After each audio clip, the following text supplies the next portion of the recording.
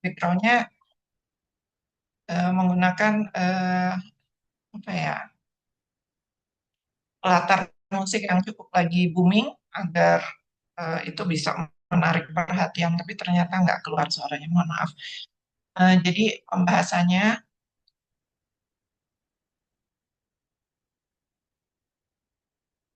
nanti kita dari video tersebut kita akan bisa tahu bahwa siapa sasarannya, kemudian ini adalah salah satu bentuk intervensi Promkes, kemudian kita akan membahas juga media pelaksanaannya. Kemudian kita akan membahas kesesuaian antara rencana program dan pelaksanaan. Kemudian dilanjutkan dengan indikator evaluasi proses Promkes. Lanjut. Dari reels tersebut kita bisa lihat bahwa sasarannya adalah penderita TB karena sebagian besar penderita TB yang kami temukan di Puskesmas Paninggilan banyak kan laki-laki, dan ternyata kita sering lihat bahwa setelah mereka mengambil obat, mereka sering ngumpul di belakang puskesmas atau di depan dan masih merokok. Ternyata edukasi yang kita lakukan eh, kurang apa ya, kurang ditaati oleh pasien. Kemudian perilaku penderita TB yang akan mempengaruhi kesembuhan. Sasaran dari video ini juga sebenarnya adalah keluarga pasien. Jadi setiap pasien baru juga uh, kita berikan link ke video tersebut, dan video tersebut juga kami share ke lintas sektoral, ke kelurahan, juga kami selalu putar di ruang tunggu. Kemudian tenaga kesehatan masyarakat umum, karena kami berharap dengan video tersebut orang akan lebih memperhatikan bahwa merokok itu mempengaruhi kesehatan TB, kesembuhan dari TB, serta kita berharap akan terjalin engagement dengan cara yang menyenangkan antara pasien dan tenaga kesehatan.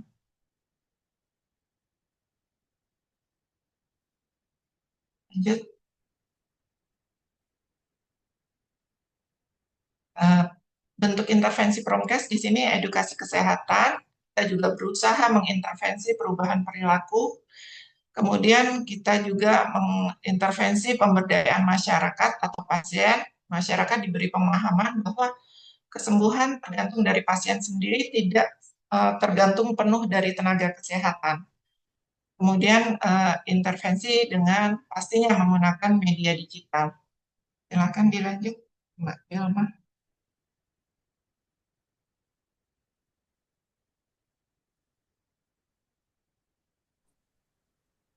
Kemudian pelaksanaan program penanganan TBC, media dan pelaksanaan. Kemudian ada media yaitu digital, audiovisual, dan berbasis online. Kemudian ditinjau dari pelaksanaannya merupakan media Promkes secara tidak langsung atau tidak tatap muka yang bersifat massal dan berbasis digital.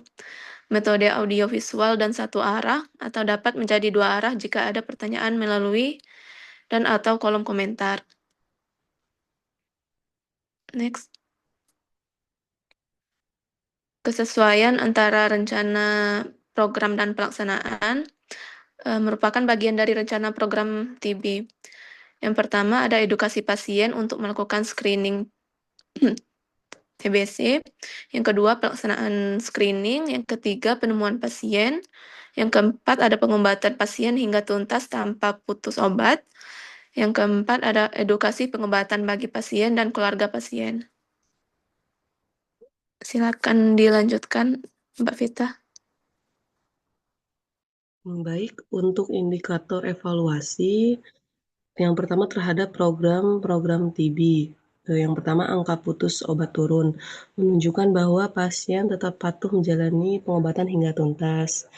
Mengapa penting? Putus obat menyebabkan kekambuhan dan resistensi obat. Kemudian, pasien TB perokok mulai mengurangi atau menghentikan rokok, menunjukkan perubahan perilaku sehat pada kelompok resiko tinggi.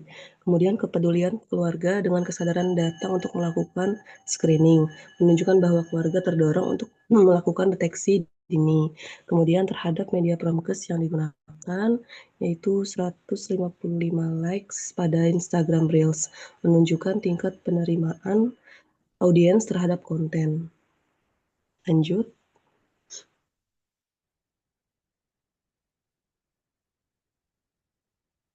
Power of communication.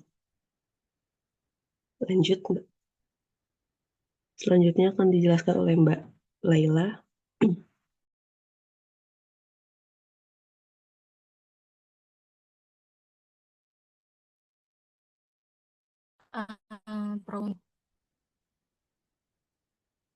Dari program ini, input programnya adalah pasien TB Pro dengan pesan bahaya merokok dan kepatuhan berobat, serta menggunakan medianya yaitu Reels dari Instagram.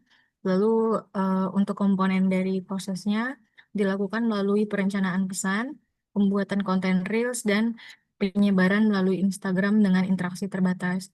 Outputnya yaitu berupa konten Reels yang eh, merupakan salah satu media promosi kesehatan dengan respon audiens.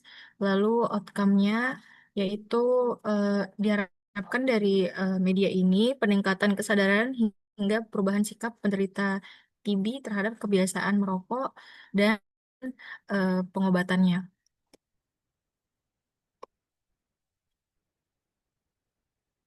Kesimpulannya, Reels di Instagram merupakan media promosi kesehatan yang efektif dan relevan untuk menyampaikan pesan bahaya merokok bagi penderita TBC, serta pentingnya kepatuhan berobat.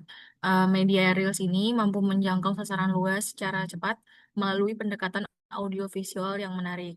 Nah, dari Reels ini kelebihannya, dia menarik, mudah dipahami sama masyarakat juga, terus menjangkau masyarakat luas.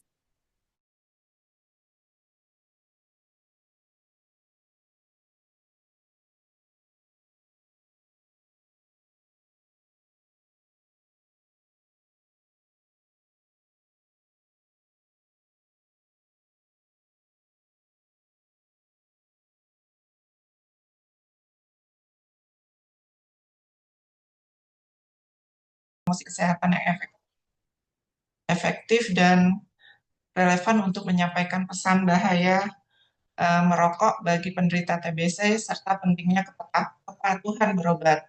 Media ini mampu menjangkau sasaran luas secara cepat melalui pendekatan audio visual yang menarik. Kelebihannya, dia menarik dan mudah dipahami, menjangkau masyarakat luas, biaya relatif murah, mudah disebarkan, dan mudah diingat. Kekurangan, interaksi terbatas dan tidak dapat memantau secara langsung dampaknya.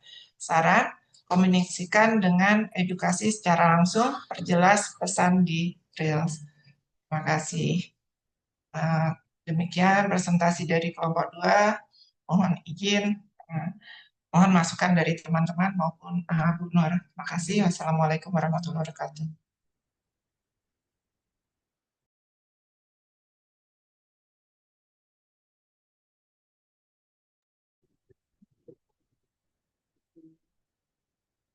Silakan, ada yang mau ditanyakan, didiskusikan?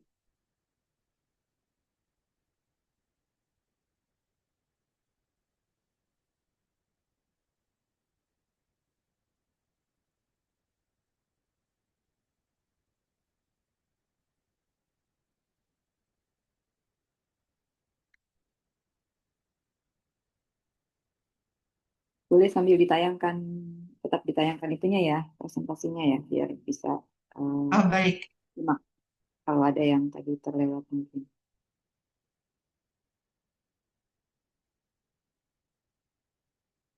Kalau belum ada yang tanya, saya yang tanya dulu ya. Oke, jadi sebenarnya untuk program TB kan kita punya program global ya, eliminasi TB ya. Eliminasi TB itu by tahun 2030. Itu masih nggak sih di apa di Kemenkes dan jajarannya itu masih menjadi em, apa Target masih Bu. milestones gitu ya, target utama gitu ya. Masih. Nah, menurut ibu-ibu yang di lapangan ini kira-kira tercapai nggak sih si target itu? Eh, insya Allah itu Bu, bisa tetap optimis. Jadi gini, Hmm. eh, kebetulan programnya Pak Prabowo itu untuk kesehatan itu yang di Vaskes yang mengena di kami adalah tetap eliminasi TBC salah satunya. Kemudian yang keduanya adalah CKG. Jadi yang TBC ini ternyata dipantau oleh Kemendagri Bu Nur. Jadi eh, 6 bulan yang lalu ya, 6 bulan atau 4 bulan yang lalu tiba-tiba seluruh puskesmas di Indonesia, seluruh wali kota dan bupati, seluruh gubernur itu dikumpulkan di Zoom. Kemudian dilihat capaian masing-masing kabupaten dan kota, kepala puskesmas, kepala dinas, wali kota, bupati, dan gubernur. Nah, begitu dilihat ternyata ada salah satu kota atau kabupaten yang jelek, udah itu berurutan diberikan apa sih peringatan, kemudian saya dengar ada mutasi juga, jadi sedemikian ketatnya TB. Bahkan di kami itu di Kota Tangerang update mengenai TB itu dilakukan setiap minggu hari Rabu. Alhamdulillahnya capaian untuk Kota Tangerang tertinggi di Provinsi Banten, penemuan kasus maupun pasien sembuhnya, Bu Nur. Jadi saya sih optimis, cuma seperti yang kami kemukakan tadi di depan, menemukan pasien, menemukan pasien, kemudian mengajak mereka screening, tapi kita juga butuh pengelolaannya karena jika TB tidak diobati tuntas, dia akan menjadi TB resisten. Jadi pengobatannya lebih lama lagi, bisa bisa tahunan bahkan. Nah, salah satunya kita bikin eh, promosi kesehatan yang bisa nyentuh semua orang. Ini sebenarnya backsound-nya lucu gitu. Jadi waktu itu langsung disebarin ke PJ program di Kota Tangerang karena ayo ini disebar ke masyarakat biar mereka aware bahwa jangan merokok lagi gitu karena bisa memperlambat penyembuhan program tinggi gitu. Jadi kalau saya sih optimis karena itu benar-benar melibatkan lintas sektoral. Bahkan kalau kami rapat evaluasi di wali kota setiap bulan untuk bidang kesehatan, Pak Wali Kota sendiri juga selalu bilang, Pak Camat, ini program TB-nya, tolong puskesmas dibantu ngerahin warga seperti itu, Bu. Baik. eh jadi untuk cakupan ya, targetnya tuh sebenarnya cakupan untuk pemeriksaannya dan keberlanjutan apa namanya pengobatan itu ya terutama ya Iya, targetnya iya betul ya. Pesan ya. utamanya gitu ya. Mm. Oke. Nah, sementara lanjut nih. Kalau em, kalau di TB itu kan kita pakai strategi DOTS itu ya, masih ya? Masih. Masih ya. Jadi kalau kira-kira saya juga ini masih sambil belajar ya. Kalau saya kan lebih banyak apa namanya riset dan lain-lain itu di HIV. Kalau di HIV itu kan ada 30 by 2027, 30 by eh, tahun besok nih berarti ya, tahun depan tinggal setahun lagi. Zero apa namanya kasus baru gitu-gitu kan ya.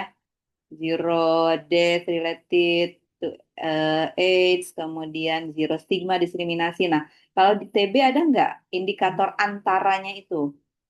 Jadi sebelum 2030 itu ada indikator antaranya di 2027 yang harus dicapai, yaitu 30. Nah, sebelum 30 itu indikator lainnya adalah 95, 95, 95 itu kan ya, kalau yang di HIV. Nah, kalau di TBC ada nggak sih indikator yang kayak gitu untuk maksudnya memastikan bahwa optimisme kita ini ada ukurannya gitu. Silakan. Setahu saya ada ya, coba teman-teman yang di puskesmas atau itu ada nggak? Setahu saya nggak ada karena selalu bilangnya eliminasi langsung gitu. Oke, jadi Nanti langsung saya akan cek eliminasi. lagi. Nah, ya. Nah, Kalau di TB, tagline-nya ya temukan obati sampai sembuh. Yang Nah, TOS TB. tos ya, tos TB terus ya. TB nggak ada Ah, target Tapi ah, nggak ada bertambahnya. target angka-angka berarti ya. Kalau angka posisinya tetap eliminasi, Bu. Jadi Kasih kan nol angka tuh yang berarti ya. zero itu Heeh. kalau di HIV kan zero zero death, zero ini sama zero diskriminasi. Mm-mm. Kalau di TB itu lebih memang karena apa namanya tidak ada ini hanya tos TB itu karena memang dia pakai persentase sih Bu. Oh, Untuk ya. kayak kesembuhan itu 95%. Itu jadi banyak banget tuh di TB itu banyak banget indikator kinerjanya dari mulai 12. iya, 12. penemuan kontak, pokoknya baik banget Bu. Jadi Oh, ada nggak bisa 12 itu banyak ditiru ya, gitu. ya.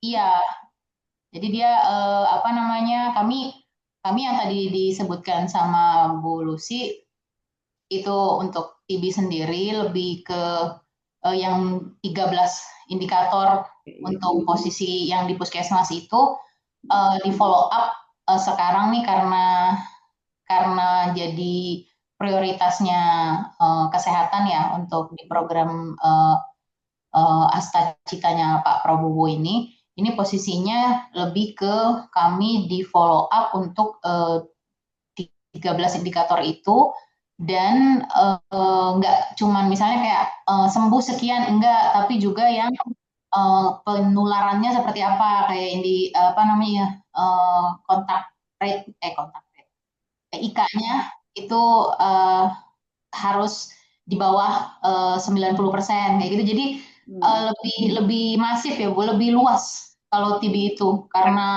Ya.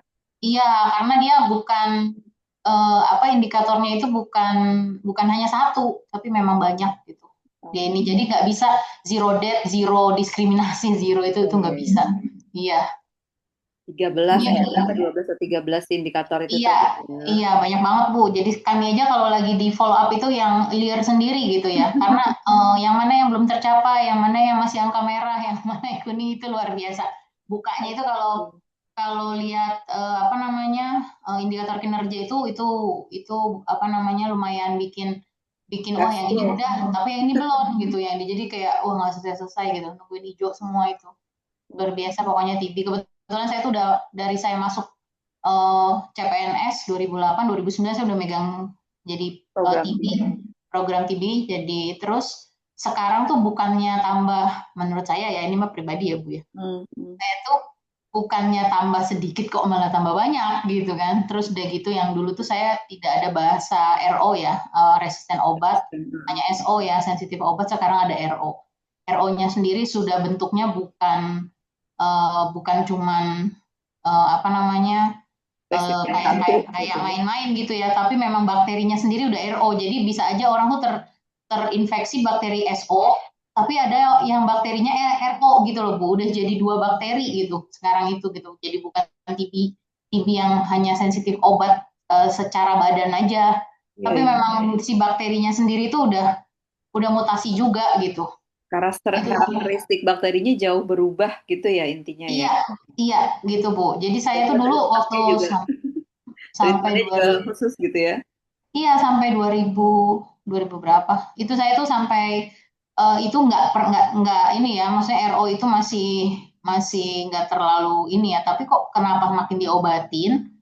Kan TB ini kan termasuk yang karantina ya Bu, kalau untuk kita ke luar negeri ya. Jadi jadi kayak kita tuh emang bener-bener masalah banget lah. Kalau dari dulu juga udah masalah sih sebenarnya Bu. Nah tapi sekarang makin diobatin ternyata RO ini ada gitu. Dulu RO itu dokter Bu Nursana itu dia itu suhu TB tuh Bu. Jadi kalau dulu dia kalau di Kota Tangerang kami dia tuh suhu TB-nya dia lagi sibuk itu kayaknya lagi sibuk ini pasien kayaknya. Jadi belum komen.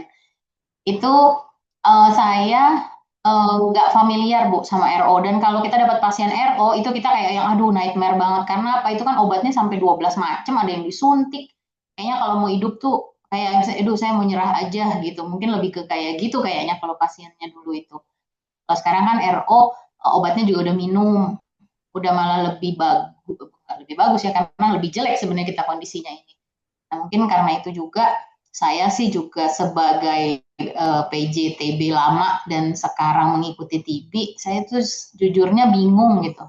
Bingung kenapa makin diobatin malah bukan makin ini ya, makin apa namanya, bener gitu, bukan bener sih ya. Tetap bener sih, cuman ternyata memang sih Bu, saya ngalamin banget ya, bahagianya itu kalau ngobatin orang TB yang udah berat gitu, ternyata kita bisa obatin dia sembuh gitu, karena saya punya pasien yang hancur tulang belakangnya satu ruas itu kena TB tulang, dia sembuh gitu, alhamdulillah, walaupun dia nambah pendek ya Bu, terusnya pendek itu karena tulang belakangnya ya, tapi alhamdulillahnya bagus. Terus ada yang ibu-ibu yang di sampingnya sama anaknya tuh diguna-guna gitu kan, hampir dia TB meningitis. Ternyata pas kita cek ternyata TB dan alhamdulillah bagus, itu kayak bahagia banget gitu Bu. Datang perempuan mukanya kayak lusuh kayak ini tiba-tiba pas sehat udah make upan, udah cantik gitu, kok kayak seneng banget gitu. Ger ya. Iya, jadi ada yang apa namanya, ada yang kita bahagia banget gitu ngelihat. Tapi bahaya, iya, dan bahayanya TB ini kan ada stigmanya kan, dulu tuh sering banget bilangnya penyakit menular ya, karena bisa sekeluarga itu kena semua. Padahal kan ini gara-gara tertular yang tidak disadari. Nah ini yang memang susahnya mengantisipasi. Dulu itu kita punya TPT, ya terapi pencegahan TB itu hanya dengan INH. Kalau sekarang udah benar-benar kayak berobat TB deh Bu, kayak obat-obatnya regimennya jadi lebih maksimal ya. Sebenarnya secara pengobatan kalau menurut saya sekarang ini lebih maksimal ya, lebih kayak kita punya kekuatan gitu, kayak kita punya bisa beli obat yang mahal kalau bahasanya, dulu mah kan belum maksimal ya. Tapi ya itu penyakitnya malah jadi maksimal juga gitu, jadi ada yang RO gitu ya, dengan TCM juga. TCM ini kan baru, dulu ya belum ada TCM, kita hanya mikroskopik. Kalau sekarang dengan TCM kita bisa bedain mana RO mana SO gitu ya. Mungkin salah satunya itu. Untuk TB sendiri sih kalau menurut saya udah maksimal, cuman bagaimana cara membuat masyarakat itu bukan menunggu sakit, tapi menunggu apa, kalau sudah curiga ya harus segera gitu merapat. Itu sih targetnya TB Bu, lebih ke berharapnya lebih supaya jangan nunggu sakit gitu. Karena kalau udah nunggu sakit ada yang positif, berarti udah ada yang lain yang positif di antara mereka. Kayak di antara yang memang benar-benar terkontak sama mereka, mungkin udah tidur gitu bakterinya di badannya. Seperti itu ya, Bu Nur, menurut saya. Fenomena gunung es ya, iceberg fenomena.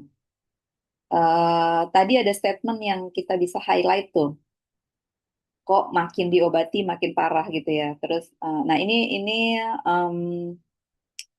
statement yang kalau menurut saya promkes banget nih, promkes banget. Kenapa? Kalau saya dulu pertama denger istilah apa treatmentnya itu menggunakan strategi DOTS, itu saya tuh berpikirnya gini, TB itu sebenarnya kan seharusnya sesimpel kena matahari kumannya mati gitu.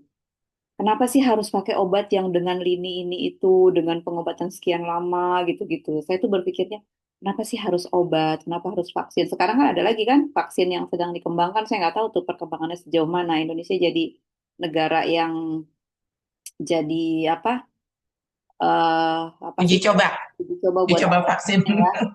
Udah RCT ya itu ya. Udah clinical trials yang udah tahap 3 ya kalau nggak salah ya. Karena tahap 1 dan 2-nya di negara-negara yang lain. Yang itu deh kondisinya kita tuh negara-negara yang kayaknya lemah gitu. Kesannya kayak orang datang mau ngobatin padahal dia lagi uji coba kan, ngetes gitu, ngetes obat. Nah, silakan teman-teman mau kasih pendapat. Alhamdulillahnya belum belum diuji cobakan ya Bu. Jadi kita masih jadi yang vaksin TBC itu penjelasan awalnya adalah diperuntukkan bagi yang usia produktif, tapi masih masih dalam penelitian mau diserah mau di kelompok masyarakat seperti apa yang akan divaksin seperti itu. Kelompok rentan usia produktif atau seperti apa. Tapi sebenarnya TBC itu eh, apa ya? Hampir kayak HIV. Jadi ada obatnya. Cuma kalau obatnya tidak diminum secara teratur, dia akan menjadi resisten. Makanya itu terjadi RO, resisten obat. Nah, kemudian tergantung juga letaknya. Kalau TBC paru-paru atau kelenjar, kemungkinan butuh 6 bulan sampai 9 bulan. Tapi kalau terkenanya di tulang, dia pengobatannya harus 10 bulan, 12 bulan, seperti itu. Jadi pengobatan dengan menggunakan 4 atau lebih antibiotik selama berbulan-bulan itu kan menimbulkan kebosanan yang luar biasa, Bu. Apalagi pada bulan-bulan awal itu efek samping obat cukup mengganggu pasien karena kami sampai kejar-kejaran sama pasien karena dia merasakan ngilu sepanjang hari di seluruh tubuhnya. Jadi itu memang salah satu efek samping obat. Jadi kita bisa apa ya, mengerti bahwa itu berat berat sekali. Namun juga pada TB itu dilengkapi yang namanya TPT, Bu. Jadi ada terapi profilaksis terhadap TBC. Jadi pada pasien yang anggota keluarga pasien yang serumah atau kontak erat yang suka nginep di rumah, kita akan screening. Kemudian jika hasil screeningnya negatif TBC, screeningnya bisa berupa dahak atau ronsen, kemudian kita ataupun mantuk buat anak kecil, begitu negatif kita kasih TPT. Jadi sebenarnya kami sendiri merasa tidak perlu divaksin gitu. Kalau misalnya orang-orang terdekat pasien tersebut mau untuk minum TPT. Tapi kembali lagi, TPT itu juga nggak diminumnya cuma sekali. Diminumnya yang terbaru adalah rifampicin, itu diminumnya seminggu sekali selama 3 bulan. Kalau yang waktu dulu setiap hari selama 6 bulan. Satu macam obat. Jadi agak ribet sampai orang yang kita hadapi itu sekarang eh, keluarga pasien yang merasa saya tuh sehat aja gitu. Ngapain sih harus minum obat, itu kan merusak ginjal. Nah, seperti itu. Jadi eh, agak susah memberi masukan seperti itu. Cuma karena Pak Lurahnya sekarang membawa misi juga, kalau enggak Pak Lurahnya ditegur Pak Camat ditegur Wali Kota, akhirnya setiap pertemuan masyarakat dalam keadaan apapun, situasi apapun selalu nyebut TB.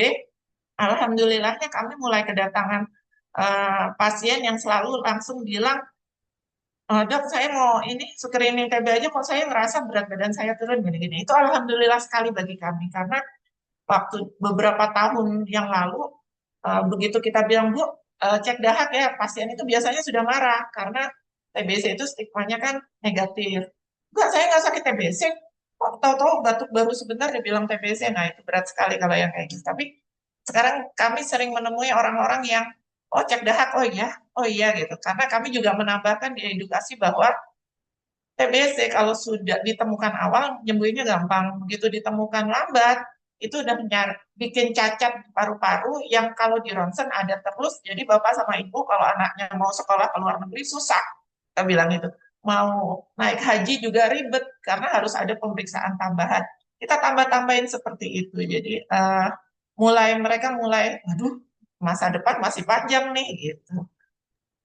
Iya, bagus. Jadi strategi edukasinya ya, karena kita lihat psikologisnya, sikap mentalnya masyarakat Indonesia ya secara umum. Betul.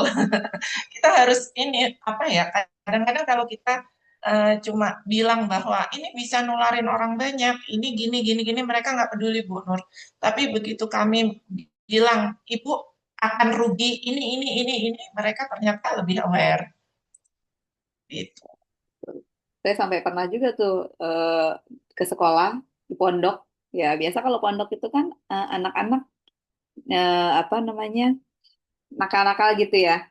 Nah, itu termasuk yang misalnya merokok gitu. Nah, di pondoknya anak saya tuh ada kasus-kasus kayak gitu. Dia salah HP, rokok kayak gitu kan.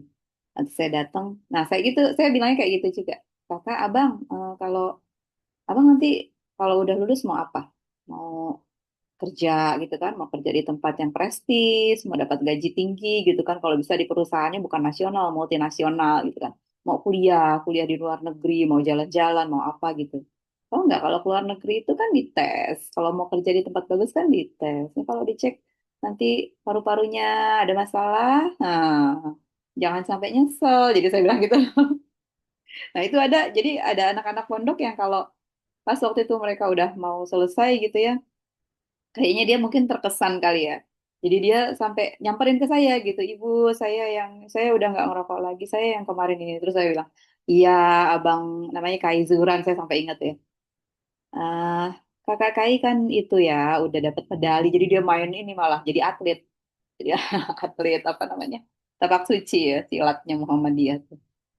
Oke, jadi intinya kita ketika apa mendapatkan menemukan gitu ya situasi-situasi yang menjadi tantangan, jangan mundur gitu ya. Cari nih strategi yang cocok untuk promosinya itu bisa tetap berjalan. Dan untuk kasus TBC ini luar biasa kompleks gitu ya. Kompleksnya itu gara-gara apa ya? Tadi udah sikap mental masyarakatnya kayak gitu, gitu kan. Sementara pemimpin targetnya tinggi, terus sumber dayanya seperti kita tahu ya lumayan terbatas, gitu kan.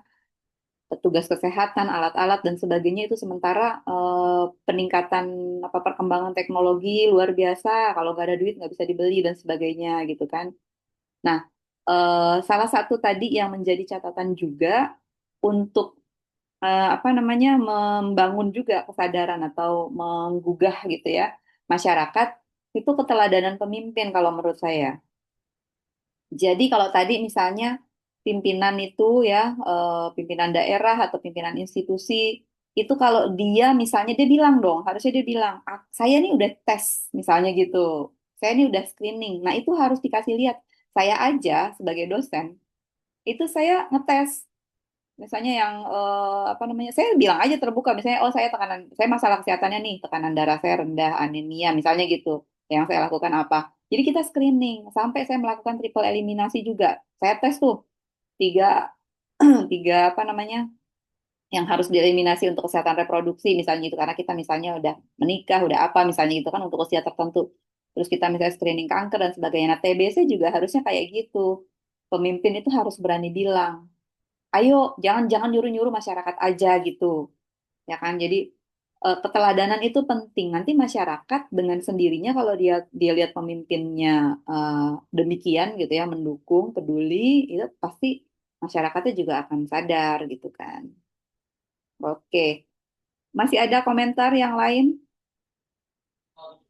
Izin Bu, ayo silakan Ibu punten tadi kan menanyakan tentang zero pada TBC ya Bu ya. Eh, izin menambahkan aja sedikit. Sebenarnya tidak jauh beda program TBC dengan HIV itu. Mungkin kalau misalkan pada HIV ada zero tersebut, tapi kalau pada HIV pada TBC juga ada Bu sebenarnya zeronya.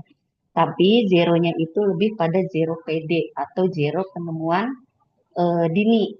Jadi kan ada dari 12 indikator tersebut, maka zeronya adalah yang pertama adalah zero kasus TBC yang tidak diobati.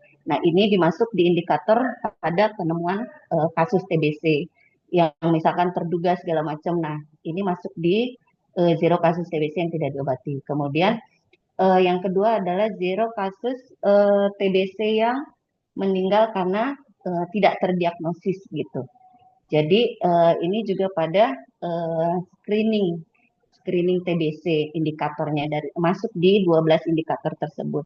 Yang ketiga adalah zero TBC yang menjadi sumber penularan. Ini masuk di 12 indikator yang apa namanya IKA. Jadi investigasi kontak pada penderita TBC. Jadi sebenarnya ada TBC juga zero-nya, tapi zero-nya itu zero PD atau zero penemuan dini. Berbedanya itu dari program HIP. Itu aja sih Bu mau menambahkan. Terima kasih. terima kasih benar jadi ternyata ada juga ya nah, ini bagus nih, apa namanya informasi-informasi yang tadi disampaikan ibu-ibu nih. Jangan lupa ya dibikinin artikelnya. Nah, saya tunggu, boleh dicicil dari sekarang supaya nanti pas di akhir semester saya udah nggak kerepotan lagi menayangkan di publikasi yang sudah kita janjikan, kemudian penilaiannya langsung dari situ aja. Gitu. Kalau mau misalnya pakai sosial media yang lain juga nggak apa-apa, jadi bisa langsung diskusi di sosial medianya. Gitu, karena informasi-informasi seperti ini yang spesifik, yang teknis gitu ya, kadang-kadang kan masyarakat nggak paham ya, nggak tahu gitu ya. Kayak saya aja baru tahu tadi tuh, oh ternyata vaksinnya belum ya, soalnya kemarin itu yang saya baca, saya dengar di berita itu udah sekian ribu orang yang diambil inform konsen dan udah disuntikan vaksinnya gitu ya dengan kategori apa namanya kriteria inklusi tertentu gitu di rumah sakit tertentu yang ditunjuk gitu kan. Jadi saya berpikir lah ini reportnya gimana? Nggak ada ceritanya kan sampai sekarang gitu. Apakah perkembangannya itu tahapan berikutnya seperti apa? Kalau misalkan pun dia misalnya ada masalah, itu kan harusnya dikasih ada dalam tanda petik kegagalan gitu ya. Itu kan harus diinformasikan juga gitu untuk kita sebagai masyarakat sehingga kita bisa menentukan langkah kita berikutnya apa gitu. Karena kalau di masyarakat kan tetap ada itu aliran-aliran yang em, kalau saya membaginya kayak kemarin kita bahas itu ya gampangnya germ theory sama terrain gitu kan yang apa namanya hygiene ya personal hygiene gitu kan jadi mereka itu nggak percaya sama ada apa agent-agent itu bisa merusak sistem kita kalau kitanya kebal kita nggak bakalan rusak nggak bakalan sakit misalnya gitu jadi mereka bahkan untuk treatment misalnya ya di grup itu tuh di grup kelompok yang eh, penganut teori teori apa namanya terrain itu teori terrain itu apa sih Medan ya teori Medan itu misalnya gini untuk demam misalnya gejala demam itu benar-benar nggak boleh diapa-apain kalau saya pernah respons di situ saya bilang anak saya kalau demam itu saya peluk aja saya peluk terus jadi kan kita saling menetralisir suhunya jadi pagi-pagi pas dia bangun itu suhunya udah apa namanya stabil sudah turun padahal malamnya itu bisa sampai 40 derajat gitu saya pernah punya anak saya tuh yang balita semuanya kayak gitu ya udah jadi saya tidurnya semalaman peluk-pelukan aja nah itu pun bahkan treatment yang seperti itu aja mereka nggak setuju nggak usah diapa-apain intinya gitu nggak usah diapa-apain dikasih minum aja dikasih baju yang nyaman aja udah digituin aja jadi saya bilang wah ini benar-benar ekstrim ya gitu nah jadi ada tuh kelompok-kelompok seperti itu nah kita kan harus ya walaupun kita nggak perlu juga menghabiskan energi untuk orang-orang yang defense gitu ya karena nanti yang lainnya jadi tidak terlayani gitu kan ya. Tetapi kita perlu juga mempertimbangkan keberadaan mereka karena mereka itu kan akan saling mempengaruhi di masyarakat gitu. Sehingga nanti edukasinya itu nggak bisa sekali gitu kan, nggak bisa satu pesan karena kan kita punya macam-macam halayak dengan tingkatan pemahaman yang berbeda gitu kan. Oke, masih ada lagi kah untuk topik ini? Bu Nur tadi bicara tentang yang kelompok yang berbeda ya. Nah ini kalau secara promosi kesehatan, ini triknya bagaimana ya Bu? Kalau kami kan lebih di kayak di imunisasi ya, imunisasi itu kan udah jelas tuh. Kayaknya memang dan bau-baunya bobo agama gitu Bu. Yang ibaratnya kita kayaknya kalau udah jadi ininya kita kayak yang nggak punya agama gitu. Nah ini nih kalau dari promosi kesehatan gitu ya Bu. Ini bagaimana ya apa namanya tipsnya gitu untuk awalnya seperti apa gitu. Nanti apa misalnya kita yang penting udah ngomong aja terserah lah mau berubah atau enggak terus yang penting kita cook aja gitu kita tahu kalau misalnya pokoknya ini ada golongan ini gitu kan ya jadi nanti kalau ada apa-apa kayak kita sementara ini kan paling mudah itu adalah kita punya apa namanya kekebalan komunitas ya. Jadi kita cuma berharap dari kekebalan komunitas. Selama ada yang kuku kebal, yang lain bisa terlindungi gitu ya bahasa seperti itu. Nah tapi kalau mau terus-terusan memaklumi gitu ya yang ini nih gitu yang dalam koridornya mereka gitu. Ini kayaknya yang lain jadi korban gitu ya. Eh, kalau kalau teori ada 10 orang, satu yang gila itu kan kelihatan. Tapi kalau 10 yang gila, satu yang normal kan jadinya nggak kelihatan ya. Jadi yang normalnya malah yang gila gitu loh Bu. Seperti itu. Jadi bagaimana kalau secara promkes ya Bu ya? Makasih. Wah, ya ini pertanyaan bagus nih. Jadi untuk konsep herd immunity tadi ya, kekebalan gembala itu seingat saya 80% ya. Jadi kalau sudah 80% ada treatment diterima gitu kan, termasuk tadi misalnya untuk kasus untuk vaksinasi, itu dianggap masyarakat sudah seluruhnya terlindungi, tercover gitu ya. Nah, laporan-laporan kalau zaman dulu itu dibikinnya jadi ABS kan, jadi laporannya yang penting bagus asal Bapak senang gitu kan. Makanya kalau zaman dulu itu laporan imunisasinya tuh rata-rata di atas 100%.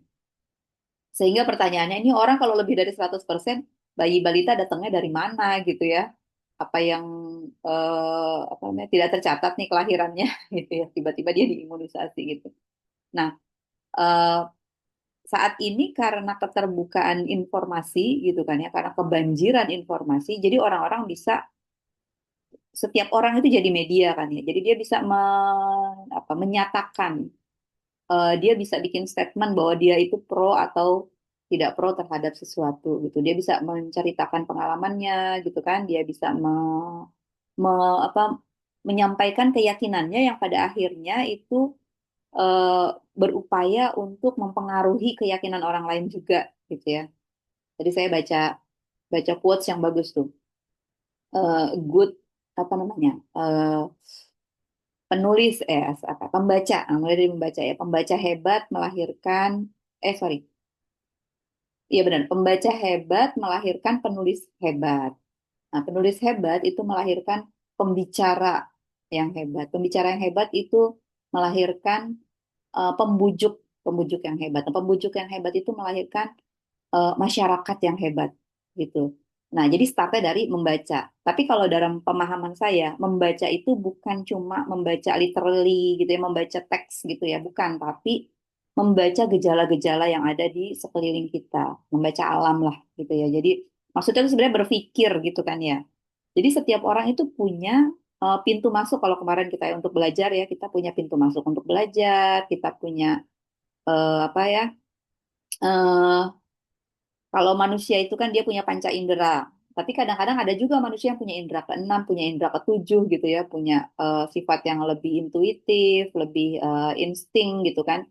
Atau mungkin dia punya kecerdasan-kecerdasan yang lain. Nah, itu semuanya digunakan gitu. Jadi eh, bagusnya nih kalau menurut saya untuk promosi kesehatan, ketika misalnya saya tadi udah belajar tentang karakter karakter individu dengan berbagai cara ya, dengan berbagai aliran gitu karena kalau saya paling gampang menurut saya pakai yang Stephen tadi itu untuk memudahkan saya untuk melakukan edukasi gitu kan, untuk menyusun pesan kepada target audiens kita yang berbeda-beda itu sangat menolong gitu. Sekali lagi kita tidak bisa memaksa betul tadi ya. Kalau misalnya ada apa kelompok orang atau bahkan mungkin institusi yang kesannya itu jadi mungkin apatis atau antipati terhadap pesan-pesan kesehatan atau program-program kesehatan, yaitu kita perlu identifikasi. Kalau kita misalnya tahu bisa mendalami kenapanya gitu ya, mereka menolak itu karena alasan apa? Tadi disebutkan misalnya alasan-alasan agama. Ya itu memang tetap keputusannya tetap ada di mereka gitu. Cuma kita juga bisa menyampaikan gitu kan, kalau berdasarkan hasil kajian atau berdasarkan fatwa atau apa misalnya itu disampaikan aja bahwa ini nih seperti apa gitu. Permasalahan kemudian mereka akhirnya melakukan atau tidak melakukan karena ada gini, ada orang yang setuju terhadap sesuatu ya kalau di Promkes itu di ilmu perilaku tuh ada sikap terhadap objek, ada sikap terhadap perilaku yang berkaitan dengan objek. Sama kayak misalnya kalau gampangnya mah poligami. Ya, poligami itu ada teman saya waktu masih kuliah gitu ya, belum menikah, itu dia bilang gini, aku kalau punya suami solih, kata dia gitu. Terus ada temanku belum menikah, aku akan menawarkan temanku yang belum menikah itu kepada suami solihku, supaya bisa berbagi, kebayang nggak? Gitu ya. Separah itu. Padahal kalau kita sekarang ini melihatnya, orang kalau terhadap objeknya poligami, dia setuju misalnya gitu. Tapi kalau ditanya, perempuan ditanya, ibu mau nggak suaminya poligami, jadi ibu jadi ini kan, jadi istri apa berbagi gitu kan, berbagi suami. Biasanya dia akan tidak setuju gitu. Jadi setuju terhadap poligaminya, tapi nggak setuju kalau suaminya poligami misalnya gitu. Atau kalau di kesehatan kita KB misalnya alat kontrasepsi setuju sama kontrasepsi ini tapi nggak mau pakai misalnya gitu kan. Nah sama nih. Vaksin juga gitu kan, setuju ya udah setuju sama vaksin, silakan aja orang-orang vaksin tapi anak-anak saya nggak mau divaksin misalnya gitu kan. Ada juga yang seperti itu ya. Jadi eh, kita memahami nih situasi-situasi seperti itu, kita pahami juga kenapa mereka memilih untuk itu. Yang penting adalah mereka tahu resikonya gitu. badannya kan badan mereka ya, badan dia gitu. Kita nggak bisa memaksa gitu untuk dimasukkan sesuatu. Cuman memang kalau pada periode yang dulu tuh setahu saya dipaksa memang. Misalnya untuk program KB, zamannya Orde Baru tuh katanya awal-awal Orde Baru orang dipaksa. Jadi pakai polisi emang orang untuk pakai itu kan gitu ya. Katanya dulu sejarahnya tuh seperti itu. Nah, untuk mentalitas masyarakat ya itu tergantung sosial, ekonomi, dan politik dan sebagainya juga kan ya. Nah, sekarang pada zaman yang masa kini atau kekinian ini kayaknya nggak mungkin lagi untuk dipaksa ya. Bahkan mungkin kadang-kadang si peraturannya sendiri yang akhirnya berubah-berubah gitu. Jadi untuk promosi kesehatan penting sekali kita makanya melakukan perencanaan dan evaluasi ini. Dan itu terus-terusan nggak berhenti gitu. Setiap ada perubahan kita terus melakukan adaptasi untuk program-program promkesnya. Bikin inovasi-inovasi untuk program promkes. Bahkan untuk sistem kesehatan aja terus-terusan berubah. Tadi bahkan oh ternyata saya baru tahu tuh tadi. Oh ternyata Kementerian Dalam Negeri gitu ya yang mengambil alih gitu ya kesannya. Oh yang jadi apa sih namanya pemimpin utamanya gitu ya, yang jadi nakodanya kok malah mereka gitu. Kita jadi kesannya kayak pelaku pelaksana teknis aja gitu. Kita jadi yang ditagih-tagih ya kasihan banget nih orang kesehatan gitu kan. Termasuk untuk program yang ILP segala macam itu kan jadi bukan di bawah kendali kesehatan ya, karena dia akan apa namanya berkoordinasi dengan kementerian-kementerian yang lain gitu. Kira-kira begitu, tergambar nggak ya? Iya, tergambar Bu. Cuman memang yang saya kadang-kadang apa namanya merasa gitu ya sebagai pelaksana. Kalau Indonesia ini kayaknya belum siap deh jadi yang seperti kayak di luar negeri yang ibaratnya apa sih kalau kalau misalnya diberi kesempatan untuk memutuskan gitu ya suka-suka gitu ya beda sama kalau di luar negeri mungkin dia menjadi kebutuhan gitu tapi kalau di sini di Indonesia kalau dibuat apa reformasi ini kan akhirnya kan adalah banyak yang kalau dibilang ya suka-suka gua gitu ya kalau gua nggak suka ya lu jangan gangguin gitu nggak harus menurut gitu ya nah tapi kayaknya Indonesia nih ada sisi-sisi di mana memang tidak bisa diserahkan semua ke masyarakat untuk memutuskan gitu harus ada masih campur tangan yang lain gitu ya untuk memilih karena kalau sekarang kalau misalnya kami nih di wilayah saya terutama di wilayah akhirnya kami meminta arahan ya dari yang punya wilayah berarti kan Pak Camat ya kalau misalnya ada hal-hal yang pelaksanaan yang harus kami lakukan ternyata terbentur dengan situasi penolakan begitu nah arahannya adalah ya tetap diberikan surat apa namanya tanda tangan menolak gitu ya jadi supaya tahu bahwa kita sudah memberikan pelayanan bukan pemerintah tidak tidak berupaya gitu akhirnya untuk memberikan haknya karena kan pemerintah ini kan memberikan hak sebenarnya ya Bu kayak vaksin kita sudah ngitung jumlah balitanya 500 balita berarti vaksinnya ada 500 berarti kan ada haknya yang 500 ini punya dia gitu sebenarnya yang kita mau berikan tapi ternyata kalau tidak bisa ya ya sudah cuman saya kadang-kadang pengen utak-utak pemikiran orang tuanya itu loh kan ya balikin ke pelajaran yang saya dapat sebelumnya nih dengan MKM ini adalah bahwa kita wajib menjaga kehidupan gitu ya harusnya kalaupun misalnya mau dibawa ke arah agama gitu seurgent apa saya juga bingung apakah harus anaknya terlihat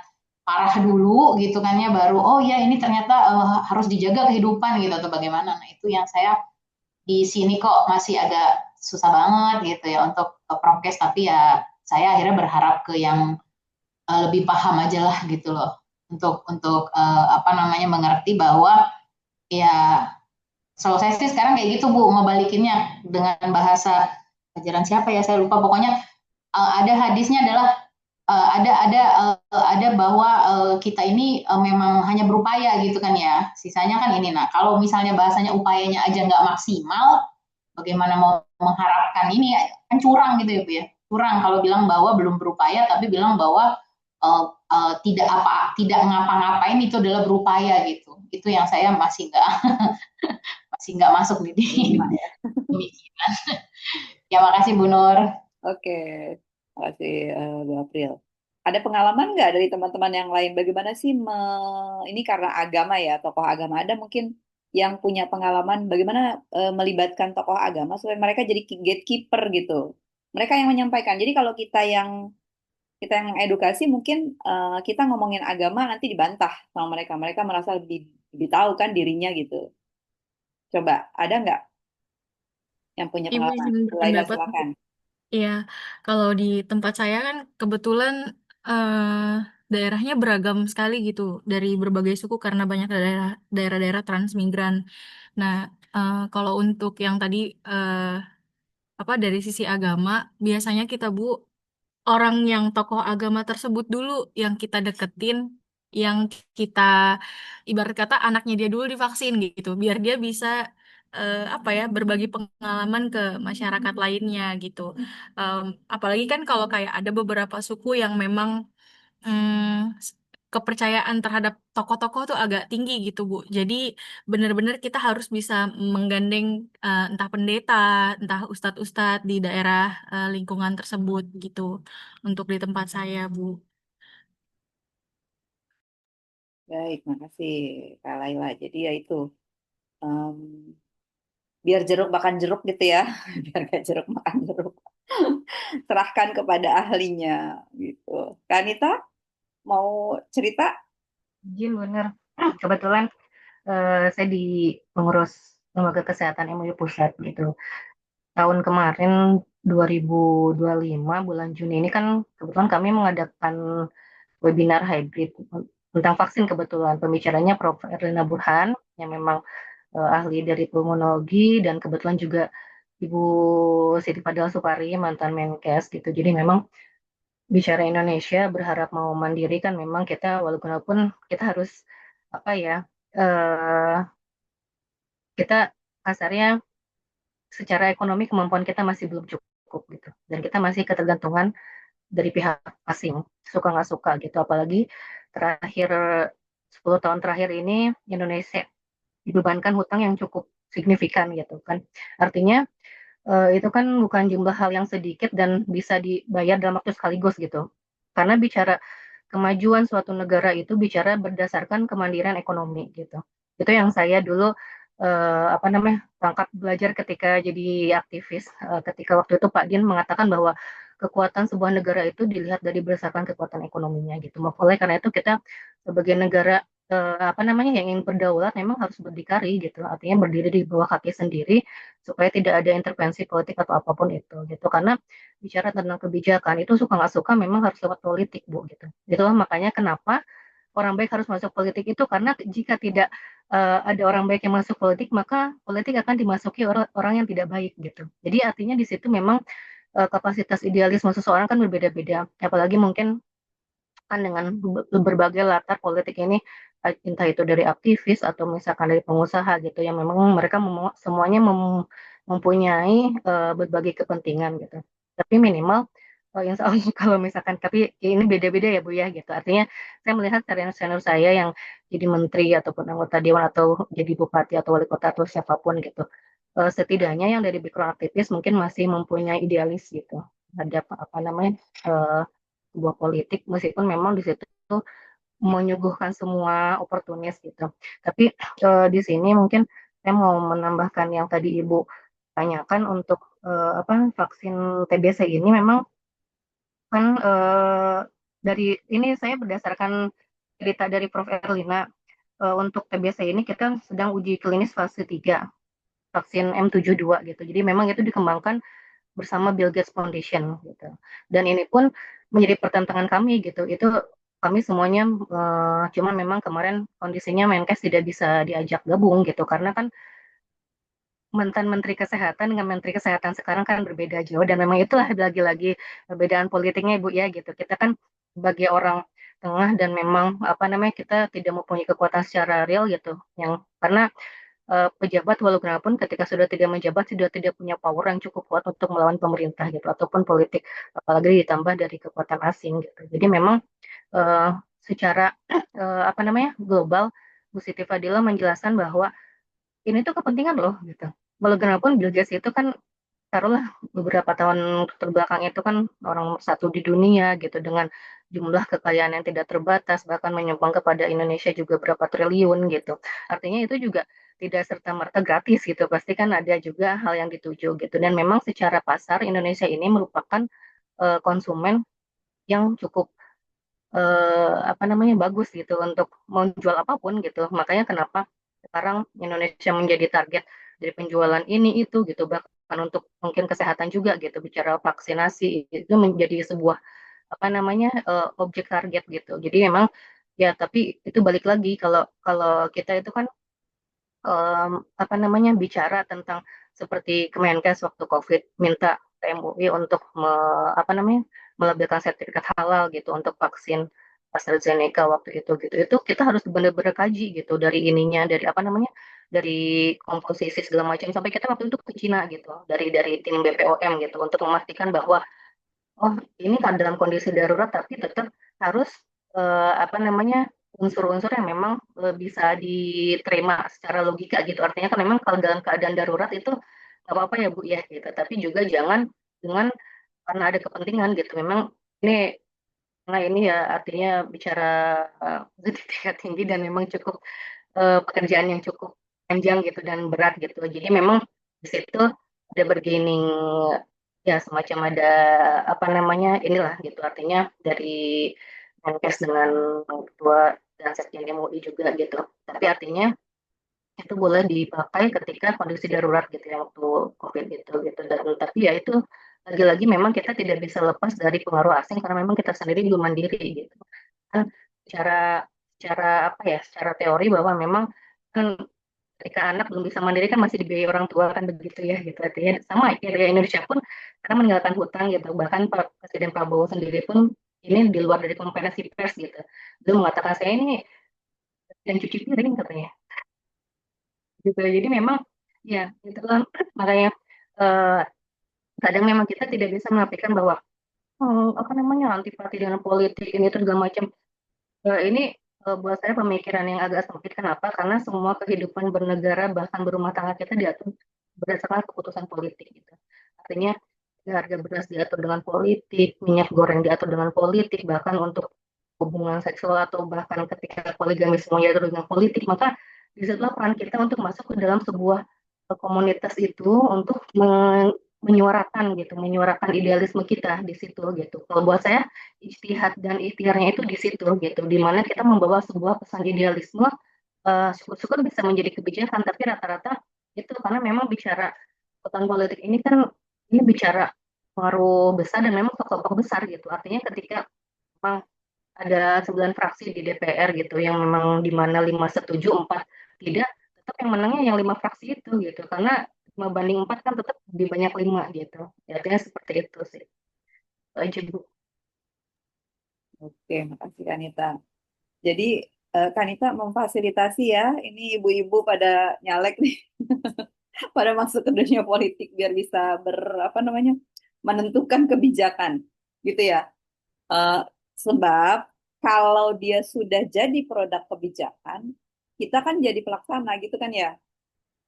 Tadi Bu Lucy, Bu April, semuanya teman-teman yang di puskesmas, di dinas itu kan kalau udah diputuskan oleh pemerintah ya kita harus melaksanakan gitu. Jadi target misalnya tadi apa vaksinasi harus dilaksanakan dengan target sekian gitu kan TB harus zero apa tadi apa namanya yang baru ya yang apa namanya kasus barunya itu sampai benar-benar kosong gitu. Sementara saat ini Indonesia masih juara dua, coba. Saya tuh mikirnya, ya bener nggak sih? Masih juara dua ya? Masih runner up, terus kita tahun 2004 ya, 3 tahun, 4 tahun ke depan itu kurang dari 4 tahun itu kita udah nggak boleh ada lagi kasus baru gitu. Harapannya kan ya udah kita fokus sama intervensi untuk yang kasus yang udah ada aja, jangan lagi yang baru gitu. Tapi mungkinkah gitu sementara eh, banyak yang underreported dan sebagainya gitu. Oke, jadi ini insight-nya banyak sekali nih. Masih ada yang mau menambahkan itu tadi bagus tuh Bu Nita bagaimana catatan dari apa namanya webinar Bu Siti Fadila versus Bu Burhan, siapa? Bu Erlina Dokter Burhan ya. Burhan. Insight-insightnya boleh dicatat tuh apa namanya apa hasil-hasil diskusinya supaya kita bisa jadi paham gitu ya. Walaupun tetap ya itu tadi keputusannya kembali kepada masyarakat. Nah, kita sebagai petugas kesehatan ya tetap harus melaksanakan tugas sesuai dengan SPM dan lain-lain itu ya, KPI dan lain-lain itu, KPI. Oke, masih ada lagi? Ini hujannya deras banget nih di rumah saya nih, berisik. Bu, saya izin tanya, Bu. Silakan. Kalau di tempat saya kan kebetulan memang beda sama teman-teman yang mungkin dari kota, kita karena terpencil, jadi kasusnya lebih kayak ke susah untuk meyakinkan orang untuk tes dahaknya gitu, Bu. Nah, andaikan pun nanti udah dapet, lama lagi prosesnya buat ke sampai ke kabupaten dan lain-lainnya gitu, Bu. Nah, tantangannya untuk di Promkes saat ini, Bu, kalau untuk di sana, yaitu gimana kita untuk ngajak orang lebih aware, lebih tahu tentang TB ini, biar mereka mau periksa dulu gitu. Karena kan seharusnya dari yang saya tahu itu, kalau kita udah menemukan satu kasus, eh, di daerah sekitarnya termasuk tetangganya juga harusnya diperiksa juga gitu kan. Tapi bahkan kita sampai datang ke posyandu terus nanya-nanya ini rumah ibu ini mana gitu. Sampai di sana malah ditolak gitu Bu. Kayak enggak kok kita nggak batuk, kita nggak kenapa-napa, nggak usah diperiksa gitu kan Bu. Nah, pertanyaan saya di sini jadi sebenarnya untuk dalam kategori Promkes ya Bu, dalam lingkup Promkes, kita ini harusnya evaluasinya gimana gitu Bu? Kan karena kan yang kita harapkan habis evaluasi ini tetap berkelanjutan untuk kasih Promkes ke masyarakat gitu Bu. Nah, apakah dia berjenjang gitu kayak kita ngasih pengetahuan dulu baru ada perubahan perilaku atau gimana gitu Bu? Terima kasih. Pertanyaan bagus nih. Bagus semua pertanyaannya ya. Ini khas pertanyaan untuk daerah yang remote ya, daerah yang terdepan, terluar gitu ya. Em, Kalau sebelum saya respons, ada yang mau kasih pandangan dulu nggak? Ada yang punya pengalaman nggak yang di daerah terpencil dan lain-lain nih? Atau Kayaknya belum yang ya? terpencil cuma saya Bu, yang lain kota. Baik, oke. Eh, nah, ini permasalahannya adalah masyarakatnya belum punya kepemahaman dan kesadaran gitu ya untuk atau bahkan defense ya malah nggak mau malah takut itu umum banget masyarakat kita yang awam itu biasanya untuk kasus-kasus kesehatan atau permasalahan penyakit tertentu yang spesifik jadi bisa umum bisa spesifik itu orang akan defense jadi misalnya kanker gitu ya. Padahal udah tahu keluarganya banyak yang meninggal karena kanker. Justru dia nggak mau diedukasi, dia nggak mau periksa gitu. Banyak yang kayak gitu. Nah TBC ini ya kayak tadi udah kasusnya emang banyak, kemudian stigmanya tinggi. Nah untuk orang yang ada di daerah yang remote, dia nggak dapat informasi yang tadi teman-teman sampaikan kan. Perkembangannya seperti apa tadi? Perkembangan pengobatan, perkembangan program, gitu kan, perkembangan ketersediaan teknologi yang baru misalnya. Nah, itu kan mereka nggak tahu. Jadi yang bisa kita lakukan gimana? Kan kalau secara umum, eh, kalau di layanan kesehatan kita ada dua cara ya, mau yang pasif atau yang aktif, gitu aja ya.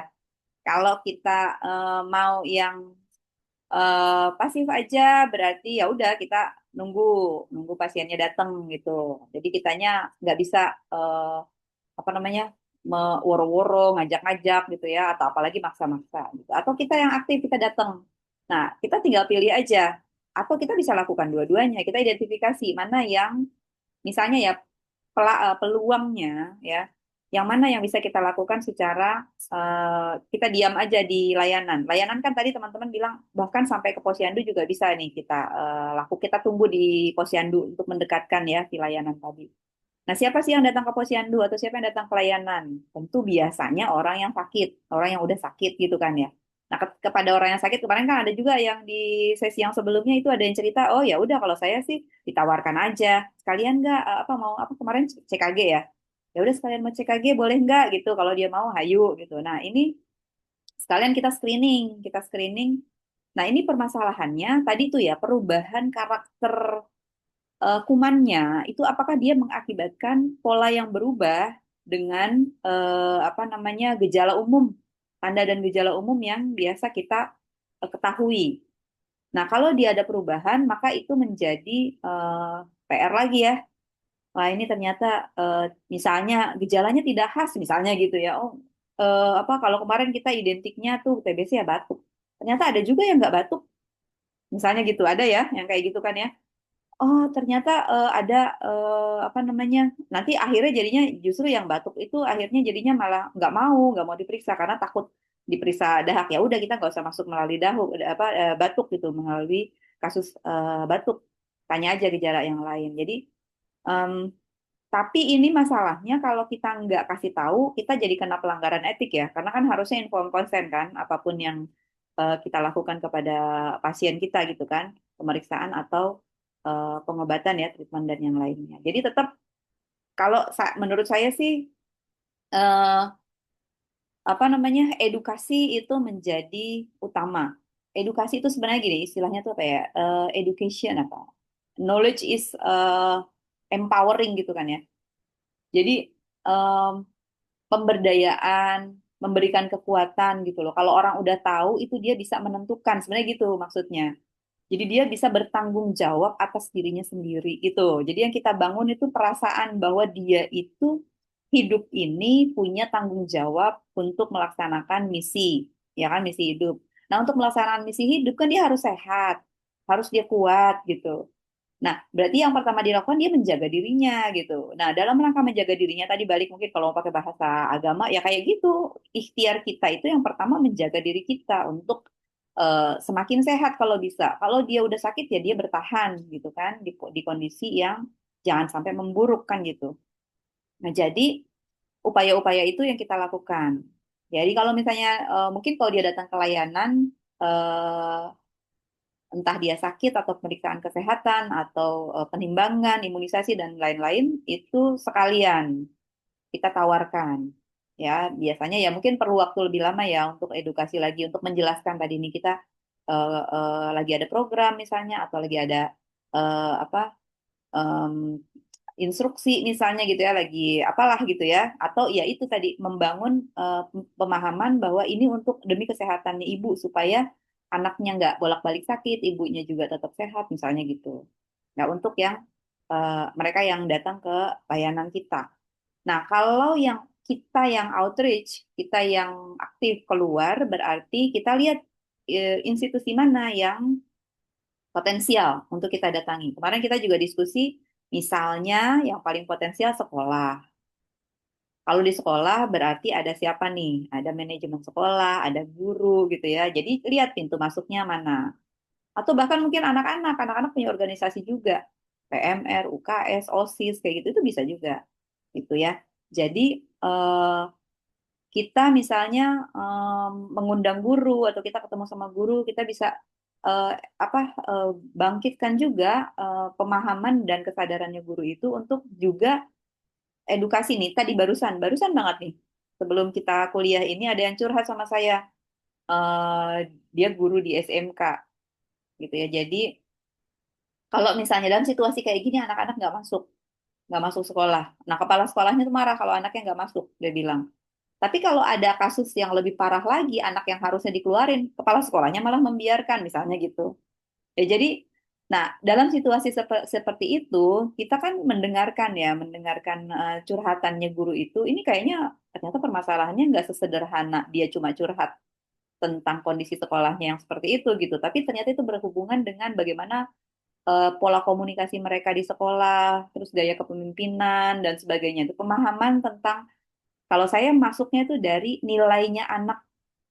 Kalau kita punya anak ya, kalau masyarakat itu punya anak, nah kita masuknya dari situ. Ibu, bapak melihat anak itu sebagai apa gitu. Nah, ketika dia tahu oh anak ini berharga loh, diri saya berharga, anak saya berharga. Jadi kita harus saling menjaga. Saya menjaga anak saya menjaga diri saya misalnya gitu. Nah, gimana caranya? Baru kita masuk ke pesan-pesan yang tadi gitu. Sama anak murid juga begitu kan. Anak murid ini apa namanya? Ladang amal kita misalnya gitu ya. Pakailah bahasa-bahasa yang apa yang kira-kira menyentuh hatinya target audiens kita. Kayak gitu kan. Jadi bukan berarti wah anak nih bandel misalnya gitu, udah nggak bisa dibilangin, nggak gitu. Nggak gitu, justru di situlah tantangannya, di situ ujiannya. Kadang-kadang kan gitu ya, kita ketemu orang, aduh ngurusin anak yatim, ngurusin anak duafa itu capek banget gini-gini gitu kan, curhat yang ada kan, kecewa gitu kan. Padahal sebenarnya nanti jangan-jangan itu loh yang bikin jadi pemberat amal kita gitu. Jadi jangan putus asa. Tapi memang ada saatnya kita perlu memperhatikan diri sendiri juga kan gitu. Nah, jadi kira-kira kalau pandangan saya sih seperti itu secara umum. Ayo yang lain gimana? Pasti punya pengalaman. Atau Kak Laila gimana? Respons dulu. Iya Bu, bener Bu. Berarti antara kita jemput bola ke pasien gitu kan Bu, atau yang kayak tadi Bu bilang, atau yang versi pasif gitu. Eh, Memang Bu, kalau untuk di daerah eh, terpencil atau 3T kita bilang, itu lebih berat sih Bu kalau menurut saya. Kayak kita masuk ke merekanya tuh harus bahasa dulu, lebih paham sama bahasanya mereka gitu. Terus kayak polanya mereka tuh kayak gimana, pola hidupnya mereka baru bisa kita masukin. Kayak tadi Ibu bilang, kok berarti kita mau nggak mau memang harus lihat yang dari segi mana. Nah, saya nggak pernah kepikiran tuh Bu dari sekolah. Oh iya juga ya, kenapa nggak pernah masuk ke sekolah gitu kan Bu. Makasih banget insight-nya Bu. Betul. Di sekolah itu gampang, Kak. Jadi misalnya gini, hmm, anak-anak itu kan sangat peduli sama temennya ya. Jadi atau dia kalau peduli sama dirinya sendiri itu biasanya kalau anak apa dulu nih ya. Misalnya kalau kita mau yang agak dewa, agak remaja gitu ya, dewasa muda, SMP SMA itu mereka lagi peduli sama fisiknya misalnya gitu.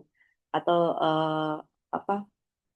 Kamu berat badannya kok misalnya gimana gitu ya? Apakah dia lebih atau biasanya kalau kalau TBC berarti mungkin turun berat badannya, kok nggak naik-naik misalnya berat badannya, atau kamu kok nggak tinggi misalnya gitu. Nggak usah kita bilang begitu, tapi kita tanya aja, apakah kamu sudah puas gitu ya, sudah cukup happy dengan kondisi fisiknya, berat badan, tinggi badan, bentuk tubuh misalnya gitu. Kamu peduli nggak bahwa itu tuh sebenarnya indikator kamu tuh makannya gimana, perilaku kebersihannya seperti apa, kondisi kekebalan tubuhnya seperti apa gitu, kesehatan secara umum seperti apa gitu.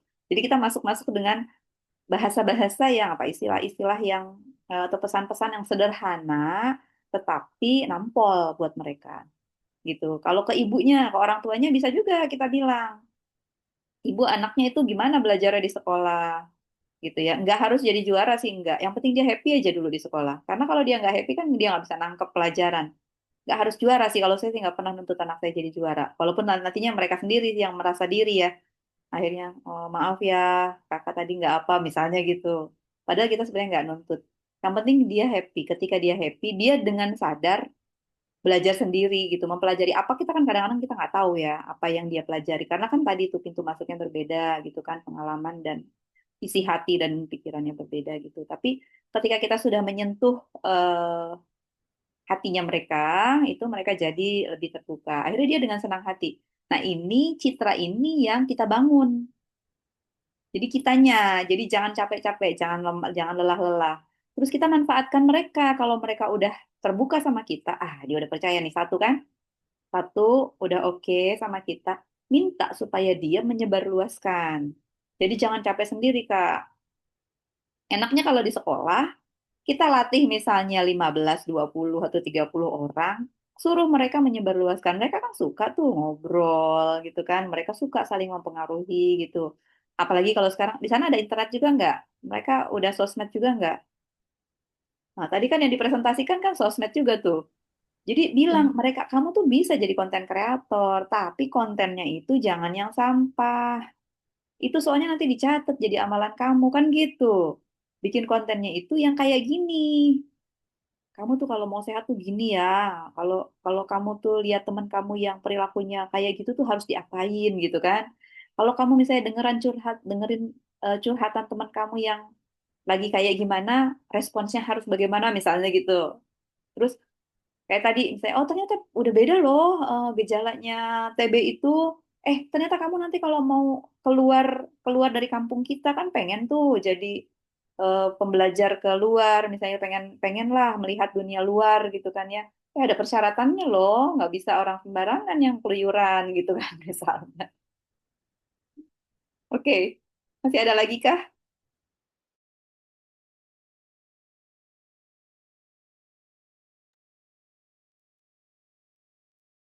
Baik, kalau sudah dirasa cukup, banyak banget ya insight-nya hari ini ya. Mudah-mudahan teman-teman bisa apa ya, kemarin kita diskusi, jangan cuma mengalir ya diskusi kita, tapi ditangkap ya, ditangkap, dituliskan ulang. Ini kalau satu orang bisa menulis setiap sesi apa ya, catatan-catatannya banyak itu nggak apa-apa. Di-upload kalau sudah ada yang mulai bisa menulis, itu boleh diupload di link yang kita sepakati kemarin itu ya, buat materi dan catatan apa namanya, calon untuk artikelnya. Nanti saya upload di sosial media, atau kalau teman-teman mau upload sendiri juga. Saya rasa itu ya untuk sesi yang saat ini. Boleh, Bu Puji, silakan. Karena tentang tugas Bu tadi, karena berkaitan dengan yang link upload, takutnya teman-teman juga nanti, termasuk saya juga agak bingung. Berarti nanti hasil diskusi yang kelompok ini kita buat artikel dari insight masing-masing gitu ya Bu, tapi temanya sama. Yes, betul. Tapi adalah kelompok satu mengangkat tentang CKG dari insight masing-masing anggota kelompok gitu, jadi perorangan. Oh, tidak dibatasi Kak, bebas. gitu. Mau komentar, mau bikin tulisan tentang artikel kelompok yang lain boleh. Ya, jadi kan karena banyak banget insight-nya. Tadi misalnya Bu Nita mau cerita tentang diskusi dua profesor tentang vaksin misalnya, terus supaya, jadi kan kita temukan informasi baru, mau di-share misalnya gitu, nggak apa-apa. Jadi di luar tema juga bahkan nggak apa-apa, pengalaman-pengalaman lain. Tapi kalau misalnya yang tadi yang udah kerekam di sini, itu kan bagus tuh, karena kan kalau kita diskusi di sini kan terbatas di kita ya. Yang paham juga mungkin kita-kita aja, bahkan mungkin ada nggak semua dari kita yang paham betul tentang apa yang tadi kita diskusikan, karena keterbatasan waktu gitu kan. Mungkin keterbatasan bahasa juga, cara saya menyampaikan juga kadang-kadang tidak dipahami oleh semua orang gitu kan ya. Jadi kita perlu kalau menurut saya sih sebanyak-banyaknya aja menulisnya, tapi kan targetnya ya udah satu orang satu aja bikin tulisannya gitu. Itu dikumpulin dulu di satu Google Drive gitu kali ya Bu?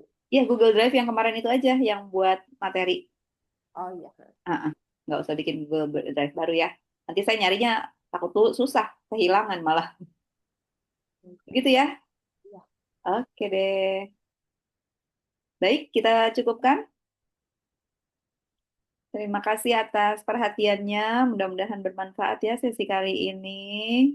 Nasrul minallah wa fathun qarib wa basyiril mu'minin. Wassalamualaikum warahmatullahi wabarakatuh. Waalaikumsalam warahmatullahi wabarakatuh. Terima kasih Bu Nur.